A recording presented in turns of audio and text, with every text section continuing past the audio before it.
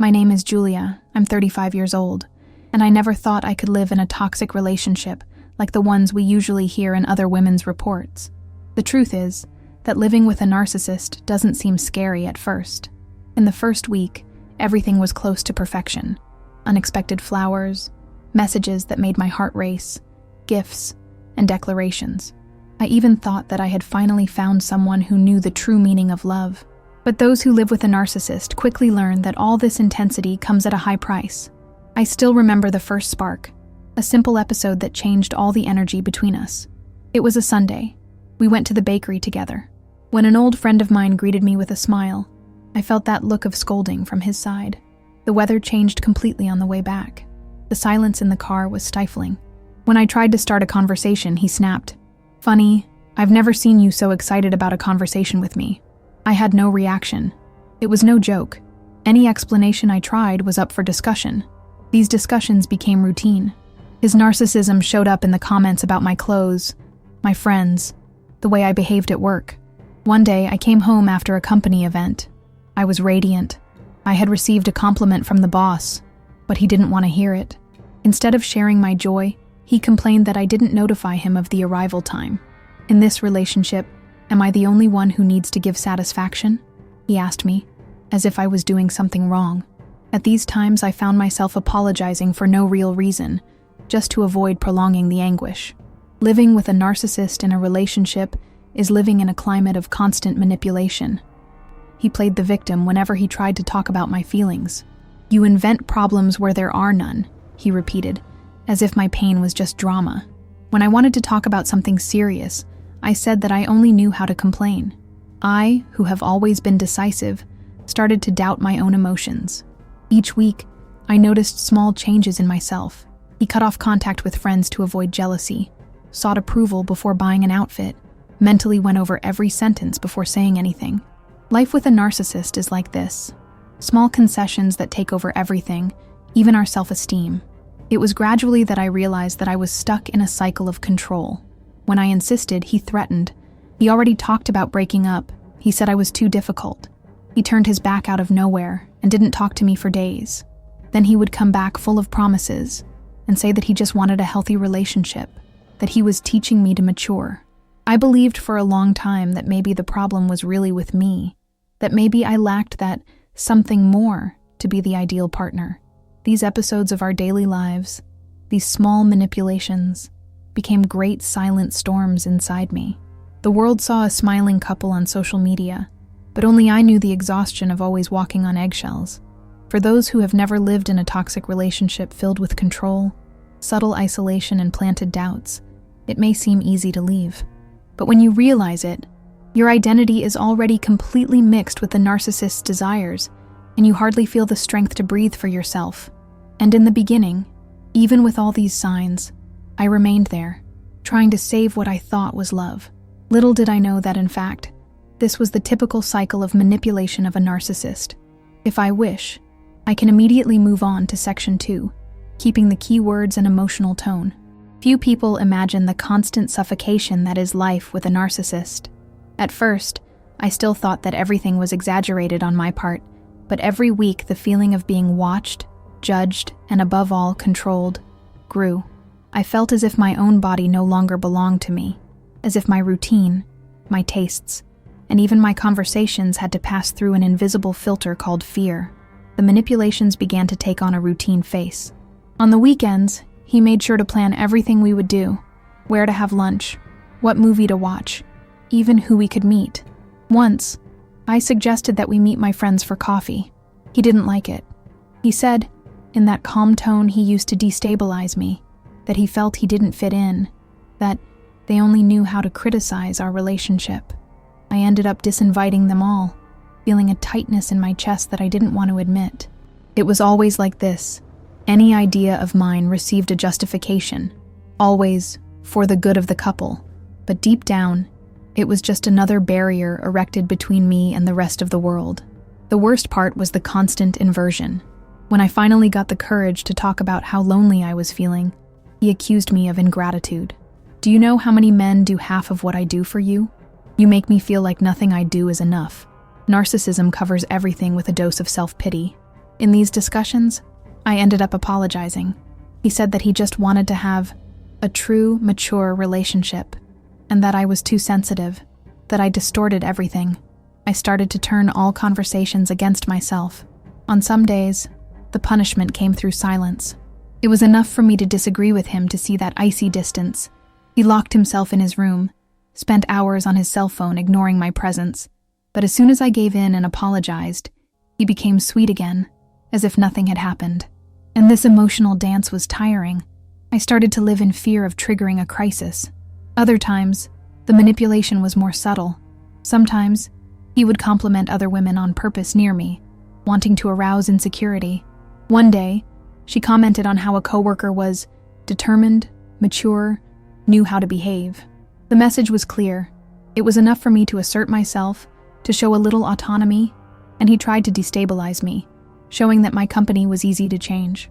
The narcissist in a relationship makes everything seem competitive, a battle you already enter losing. My days became made up of small renunciations. I changed my wardrobe, cut friends, pretended to agree with opinions just so as not to generate discussion. In front of him, each word first went through a mental screening. How will he react to this? Am I being dramatic? Am I exaggerating? It became a silent wear and tear, which no one saw. The apex of control was one night when I decided to visit my mother, who was sick. He didn't like the idea of having to split my time. He said that just that day he needed company, that no one ever thought of him. I left there guilty, coming home with a long message saying how selfish I was, how much he deserved more attention, that he felt alone because I didn't embrace our relationship. I cried softly in the bathroom, without the courage to ask for help. Only those who have been through it know. A toxic relationship with a narcissist is not only made of open fights, it is woven with everyday banalities, small concessions, until, when you realize it, there is almost nothing left of the person from before. I no longer knew where love began and where fear ended. The cycle was always the same.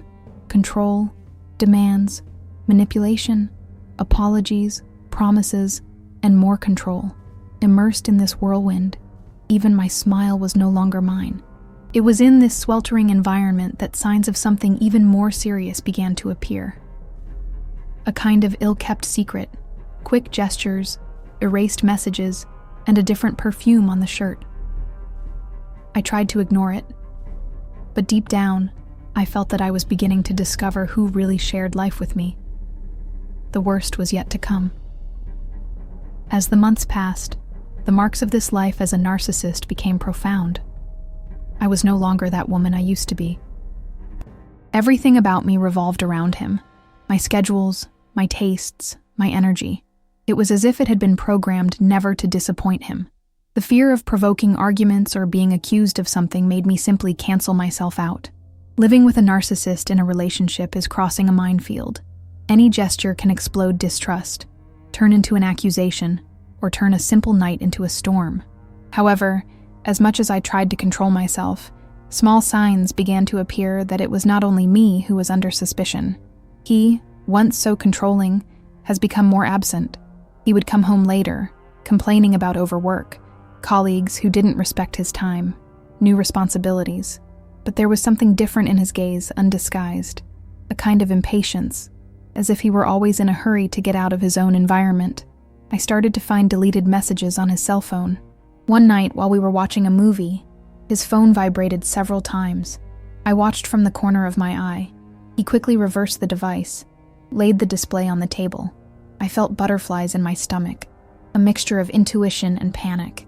My old self would have ignored it, but Julia, undermined by months of manipulation, finally found herself suspicious. When I asked, he was offended. "Do you think I'm just like your ex-boyfriends? I didn't start this toxic relationship to live mistrust." It turned the tables again. I went to sleep in silence, tears rolling down as he snored peacefully next to me. At work, I started to yield less.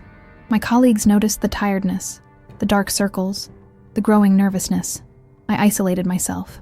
I no longer wanted to talk to anyone. I just wanted to be close to him, to leave no room for doubt, to show that I was trustworthy.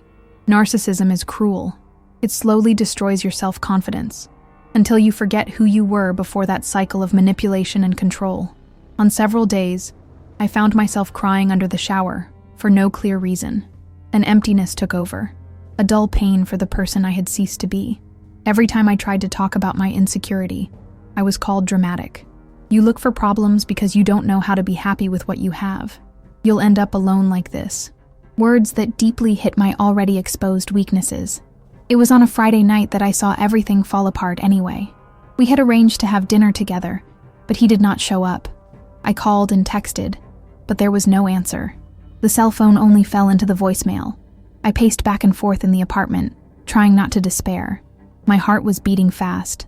My stomach churned with so much anxiety. I texted a friend, but I made up some problem, too ashamed to confess the truth. Around 1 a.m, he finally replied, "I'm at Paolo's house solving a mistake at work. Sleep. I don't have time to come back." Something in that message seemed fake, too cold. I tried to believe it, but inside I just trembled. In the morning, I saw an old post on his social network, tagged in a restaurant at the other end of the city. A photo hugging a coworker, Carolina, the same name I had seen flashing on the cell phone screen a few times. My body froze. I felt a mixture of incredulity, self-hatred for not having realized it sooner, and a sadness so deep that I couldn't even cry. I could only stand still, looking at that portrait. Outside, a couple smiling. Inside, my confidence shattering. When I confronted him, he denied it. He said that it was a sick interpretation, that my insecurity was ruining our history. "Will anything I do generate distrust of you?" he complained. He screamed, made a face of a victim, said that no one ever doubted him as much as I did. He threw old scenes in my face, looked for details to reverse the responsibilities. Once again, I became the defendant, the unbalanced one. The betrayal was not enough. I still had to bear the guilt of having provoked him. The following days were of absolute silence. He stopped giving news, deleted old messages, changed passwords on social networks, but went out and posted photos smiling with friends, showing how well he was without me. Me, trapped in the apartment, lost, trying to understand how I got there, suffocated in a toxic relationship where his narcissism was taking everything, my time, my voice, and even my sanity. No one around me saw the real nightmare. She still received messages from friends commenting, "You look so good together. You are lucky to have such a devoted boyfriend." Only those who live with a narcissist know the loneliness that hides behind appearances. I no longer had the strength to seek support. Each confrontation was a show of manipulation. He cried, apologized to me between fits of rage, swore to love, promised to stop secrets, but always found a way to be the one to blame for fatigue, weariness, infidelity. It was always about how much I demanded too much, about how I pushed, how I was never understanding enough. I could hardly see how much he manipulated each argument to exempt himself from responsibility. In fact, it was no longer just sadness. It was chronic pain, a feeling of humiliation and emptiness. I felt ashamed to ask for help, ashamed even of myself. After all, how did I allow someone like that to control my entire life? How did I not realize before? These doubts hammered in my head day and night. It's hard to explain how much narcissism in a relationship can disfigure our self-perception. I, who was once a source of pride for my family, who always heard from my colleagues how strong I was now reduced to a haunted specter, walking on automatic, with no desire for anything. Life with a narcissist is like this. Everything becomes a secret, a reason for distrust, manipulation, and guilt. The energy goes away. Hope disappears. I always thought that betrayal was the worst possible scenario, but today I know.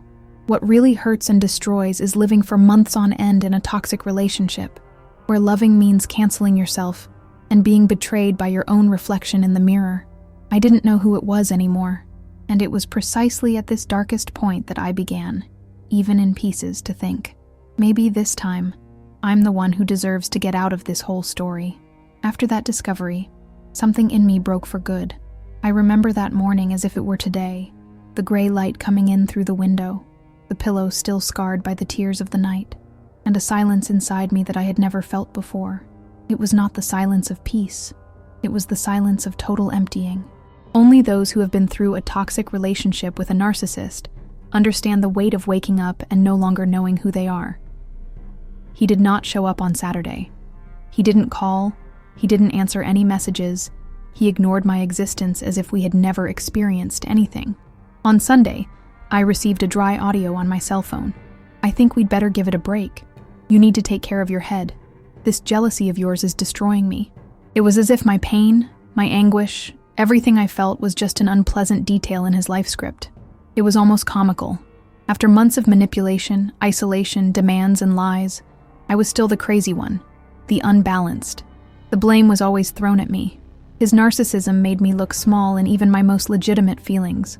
In the days that followed, I felt an emptiness that bordered on paralysis. Everything in my body hurt. I had difficulty eating, sleeping, concentrating on simple things.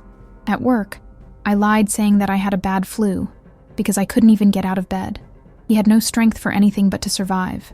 The loneliness of those who live with narcissists is a devastating thing.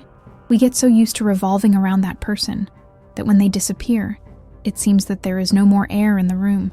I cried with anger at myself. I thought about all the times I had to swallow feelings, all the apologies that were never reciprocated.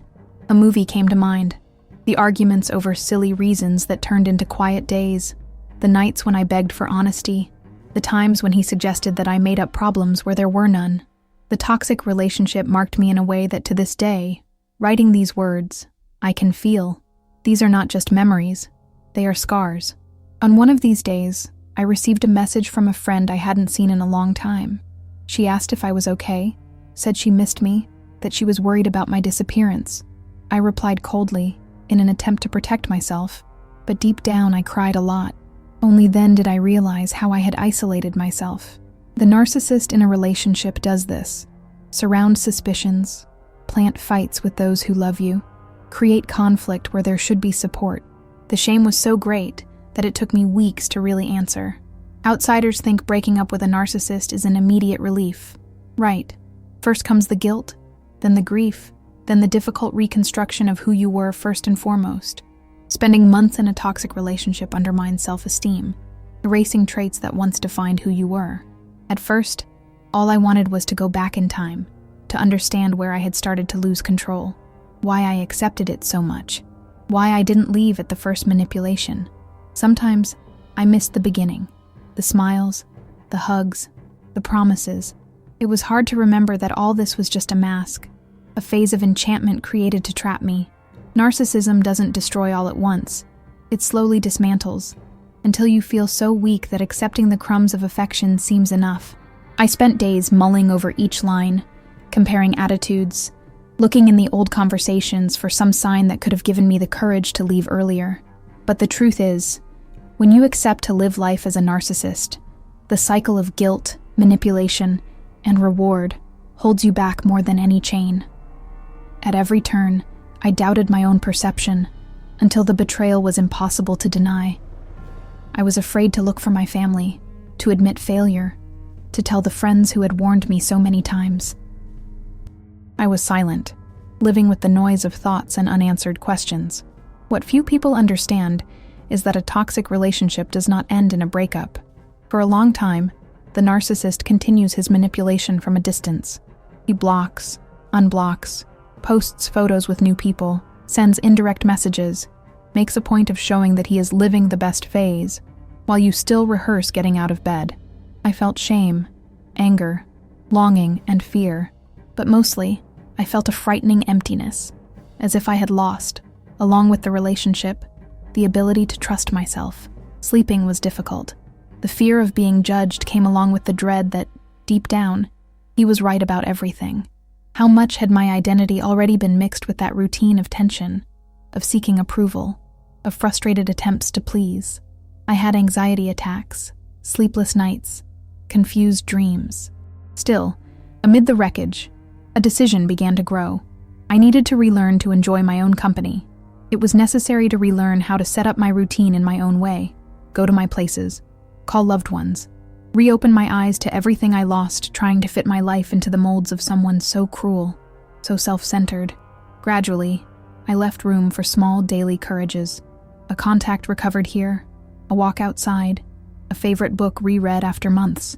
I rediscovered songs that were once good for me, and that he hated, and slowly, I recognized myself, not without pain, not without relapses, Because the relationship with a narcissist leaves deep scars, and healing comes in waves, days of light, days of shadow. Today, I know that my long experience with narcissism has left marks that may never disappear, but I can say, even through tears, I survived, and that's the beginning of any rebirth. Today, looking back, I still feel a tightness in my chest. Living with a narcissist has transformed me in ways I never thought possible. I still see reflections of it in some of my gestures, in the doubts that sometimes arise out of nowhere, in the silences that I insist on filling just so as not to hear the echo of the past. Living in a toxic relationship was like walking barefoot in a field of broken glass. At every step, a new wound. With every hope, a disappointment.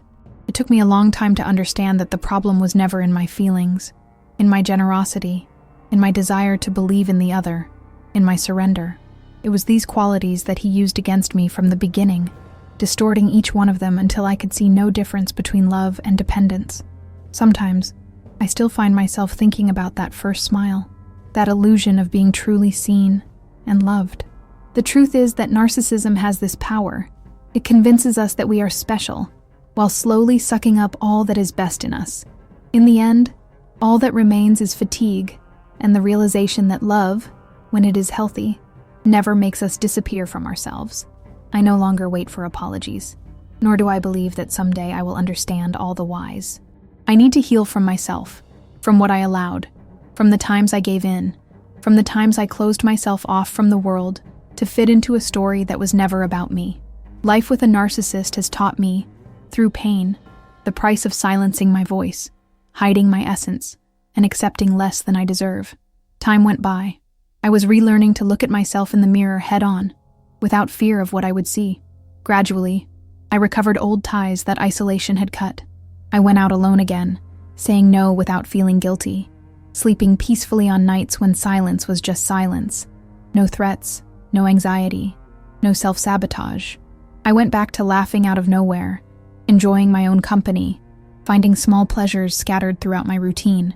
The mourning for what I experienced still appears sometimes. All it takes is a song, the memory of a smell, an unexpected situation. Because no one comes out of a toxic relationship in one piece, and those who say that the pain will go away for good have never lived under the weight of manipulation and narcissism. But if there are any scars left, there is also the desire to never abandon myself for the love of anyone. I don't tell my story to inspire anyone or to make it look easy. I tell them because I need to remember, and because maybe another woman needs to hear, that we are not to blame for the cruelty of those who never knew how to love.